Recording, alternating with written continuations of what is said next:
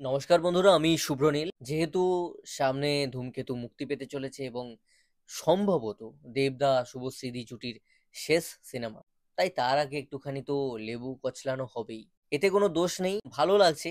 এত বছর আগে তাদের প্রেম ছিল কি ছিল না সেটা নিয়ে কাটাছেঁড়া, কেন বিচ্ছেদ হয়েছিল যদি সম্পর্ক ছিল সেটা নিয়ে অনেক কিছু নতুন করে উঠে আসছে। পুরনো ইন্টারভিউজ, মানে সেটা পেপারের হোক বা টিভি চ্যানেলের, ভাইরাল হচ্ছে। অনেক মেয়ে অ্যালিগেশন দিচ্ছে যে ছেলেরা নাকি এমনটাই হয়, সবকিছুতে থাকে তারা, শুধু বিয়েতে তারা থাকতে চায় না।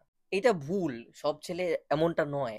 এটা যদি দেবদা শুভশ্রীদি পার্টিকুলার একটা কেস দেখে পুরো এন্টায়ার ছেলেদের দিকে দেওয়া হয়, তাহলে সেই জিনিসটা ভুল হচ্ছে। সবার সিচুয়েশন এক থাকে না, এটা ম্যান টু ম্যান ভ্যারি করে। সত্যি এমন অনেক ছেলে রয়েছে যারা মেয়েদেরকে ঘোরায়, ভোগায়।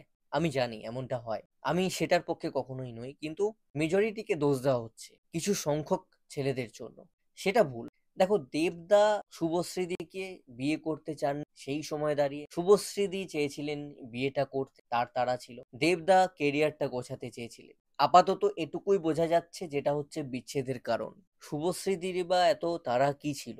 যেখানে উনি নিজে অভিনেত্রী, উনি জানেন অভিনয় পেশাটা কতটা আনসার্টেন, কত স্ট্রাগল থাকে, টিকে থাকার লড়াইটা কি লেভেলের। এই কন্টেন্ট ক্রিয়েশন আমাদের মতন যারা, আমাদেরও একটা বিশাল স্ট্রাগল। আমরা তো কিছুই নয়, সিনেমা জগৎ তো অনেক বড় জগৎ।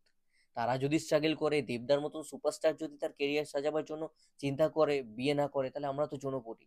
বাট আমাদেরও এই সমস্ত জায়গা এতটা আনসার্টেন, আমি সেই কারণে মেনশন করলাম। তো রিস্ক থাকেই। আমি জানি প্রতিটা মেয়ে যারা লয়াল হয় সম্পর্কে, তারা একটা সময়ের পর বিয়ে করতে বলে, কিন্তু ছেলেদের সত্যি অনেকটা দায়িত্ব থাকে। আমি মেয়েদেরকে একদম ছোট্ট করছি না, প্রতিটা মেয়েরও বাবা আছে, তো তারা জানে তাদের বাবারাও কতটা পরিশ্রম করেছে, বা তাদের মাদেরকে যখন বিয়ে করেছে বাবারা, তারা কতটা স্ট্রাগল করেছে সংসারটাকে সাজাবার জন্য। বা যারা আজকে অ্যালিগেশন গুলো দিচ্ছে যে মেয়েরা, ছেলেরা এরকম ঠকায়, সব ছেলেই এক, তো তাদের বাবারাও কোথাও না কোথাও অনেক কষ্ট করে তাদেরকে বড় করেছে, পরিশ্রম করেছে। এবং সেই মেয়েগুলো নিশ্চয়ই একটু যদি তাদের বাবাদের কথাটা চিন্তা করে, তাহলে বুঝতে পারবে ছেলেদের রেসপন্সিবিলিটি থাকে। অ্যাক্টিং এর মতন প্রফেশন, যেটার কোনো পেনশন নেই, যেটার কোনো সিওরিটি নেই, কালকে ছবি আসবে কি আসবে না। এবং সেই সময় দাঁড়িয়ে দেবদার প্রডিউসারও ছিলেন না। দেবদার কেরিয়ার তখন 6 থেকে 7 বছরের। 2007-এ আই লাভ ইউ সিনেমাটা এসেছিল, তার পরবর্তীতে মোটামুটি 6টা বছর 7টা বছর, 2013 ওই টাইমটায় ব্রেকআপ হয়ে যায়, বা বিচ্ছেদের গুঞ্জন, আমার খুব ভালো করে মনে আছে। তাহলে 6 থেকে 7 বছর ইন্ডাস্ট্রিতে হয়েছে, ওটা কোনো কেরিয়ারের একটা স্প্যান হলো? ওটা কোনো ডিউরেশন হলো? পরের বছরই পড়ে যেতে পারতো দেবদা। তো দেবদার জায়গায় দেবদা ভুল কোথায় ছিল? এবং যেহেতু দুজন সেম প্রফেশনে, বোঝা উচিত ছিল পড়ে গেলে কিভাবে পড়তে পারে।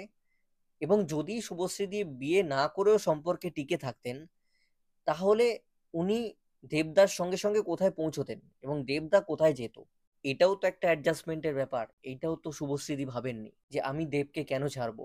ও যদি এখন বিয়ে করতে চাইছে না, আমি তাকে সময় দিই, ও সময় নিয়ে নিজের কেরিয়ারটা সাজাক। ও যদি তাতে করে খুশি হয়ে আমার সঙ্গে সম্পর্কটা বজায় রাখে, তাতে ক্ষতিটা কি? এই জিনিসটাও তো শুভশ্রীদি ভাবতেই পারতেন। কিন্তু এই জিনিসটা আমি দেখেছি অধিকাংশ মেয়ে বোঝে না, অধিকাংশ মেয়ে।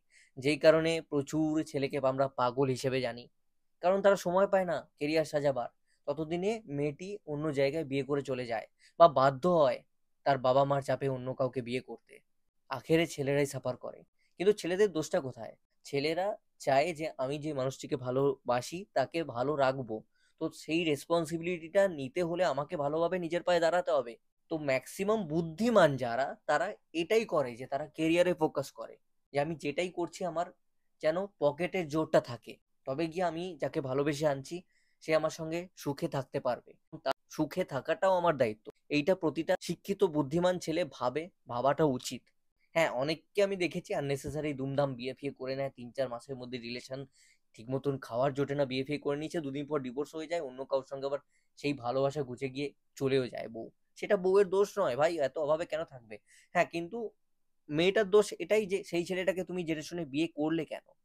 বাট ওই তারা থাকে। দেবদা বুদ্ধিমান মানুষ, সে চেয়েছিল কেরিয়ারটা সাজাতে, এতে দোষটা কি আছে? এইখানে শুভশ্রীদি একটা আবেগ নিয়ে ভেবেছেন। তিনি পরবর্তীতে বেশ কিছু ইন্টারভিউতে অনেক কিছু অ্যালিগেশনস দিয়েছেন, একরকম বলতে পারি। যেভাবে যে টোনে কথাবার্তা বলেছেন, দেবদা কিন্তু সেরকম একবারও করেনি। দেবদা বরং প্রশংসা করেছে, তার কাজের দিকে নিয়ে গিয়ে কথা ঘুরিয়ে দিয়েছে। যখন মিডিয়া থেকে তার কাছে প্রশ্ন এসছে, তার প্রশংসা করেছে যে খুব ভালো কাজ করছে, একবারও নিন্দে করেনি, বরং বয়সের ফারাকটা মেনশন করেছে যে ও যদি এরকম করে তো আমাকেও এরকম করতে হবে, তা তো নয়। সরি, আমার এই আলোটার চার্জ শেষ হয়ে গেছে তো অফ হয়ে গেল। দুমদাম বিয়ে করা যায় না, বিয়ে মানে একটা বিশাল রেসপন্সিবিলিটির ব্যাপার। আমি তো যেটুকু বুঝেছি, যে সংসার প্রতিটা বাবার উপর দাঁড়িয়ে থাকে, বাবা ছাদের মতন হয়। একটা মেয়ের কাছে বাবা ছাদ, একটা ছেলের কাছেও বাবা ছাদ। বাবা যে কদিন থাকে পৃথিবীতে, আমরা সিকিউর থাকি। যে যতই 50,000 60,000 কামিয়ে নাও না কেন, মাথার উপর বাবা যে কদিন বেঁচে আছে না, একটা আলাদাই সিকিউরিটি থাকে। ও দেবদারও সন্তান হলে দেবদা বাবা হতেন। সবাই ওই জায়গাগুলো ভাবে, দেবদার লাইফস্টাইল, দেবদার লেভেল, তার কিন্তু এটা 50-60 লাখ। তো তাকে সেটা ভাবতে হবে যে আমার কালকে গিয়ে 50-60 লাখ আসবে কিনা। তো দেবদা যেখান থেকে শুরু করে থাকুন না কেন, দেবদা যে জায়গায় পৌঁছে গেছেন, তো দেবদাকে সেটা মেনটেন করতে হবে। এই জিনিসগুলো ছোট ছোট জিনিস আমার মনে হয় মাথায় রাখা উচিত, বোঝবার জায়গা। দেবদা ঠকাননি, পরিস্থিতির শিকার দেবদাও হয়েছেন।